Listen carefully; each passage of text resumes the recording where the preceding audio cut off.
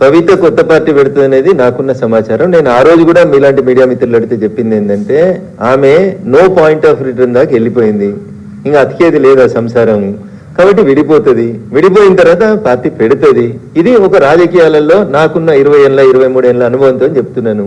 2001 నుంచి ఆ కుటుంబాన్ని దగ్గరగా చూసిన వ్యక్తిగా, రాష్ట్ర రాజకీయాల్లో జరుగుతున్నటువంటి పరిణామాల్ని గమనిస్తున్నటువంటి వ్యక్తిగా, 2014లో అధికారంలోకి వచ్చిన తర్వాత కాంగ్రెస్ పార్టీ 2019లో పార్టీ పెట్టించిన విషయం మీకు మాకు అందరికీ తెలుసు. కాబట్టి పార్టీలు ఎవరు పెట్టిస్తారు, పైసలు ఎవరు ఇస్తారు, ఎవరికి అవసరం అనేది చాలా స్పష్టంగా కనబడుతుంది కదా.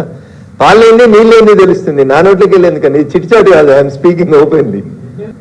వారసత్వ పంచాయతీ, పైసల పంచాయతీ, రేపు మళ్ళీ ఎప్పుడైనా భవిష్యత్తులో వస్తే అన్ని అన్నకేనా నాకేం లేవా అనేది పంచాయతీ. ఈ రాష్ట్రంలో కాదు పక్క రాష్ట్రంలో కూడా అదే అయింది. ఏమైందో మీకు తెలుసు. నేను I don't want to name anybody. పక్క రాష్ట్రంలో కూడా ఏమైంది? అధికారం కోసం పంచాయతీ, సీట్ల కోసం పంచాయతీ, నోట్ల కోసం పంచాయతీ, ఇంకేముంటుందని అంతకుమించి. అల్టిమేట్గా బాగా పైసలు 10 సంవత్సరాలు అధికారంలో ఉన్నప్పుడు బాగా ముద్దు వచ్చింది. ఆ ముద్దులు పంచుకునే కాడ పంచాయతీ వచ్చింది. అంతకుమించి ఏం ఉంటుందన్న. కమ్యూనిస్ట్ ఉద్యోగ నాయకుడు అని చెప్పుకునేటువంటి మావో గారు అనుకుంటే ఒక సందర్భంలో చెప్తారు, all human relationships are linked with finance. మానవ సంబంధాలన్నీ ఆర్థిక సంబంధాలే అని చెప్తారు. మార్క్స్ చెప్తారు. మార్క్స్ చెప్పినటువంటి మాట, మానవ సంబంధాలన్నీ ఆర్థిక సంబంధాలే అని చెప్తారు.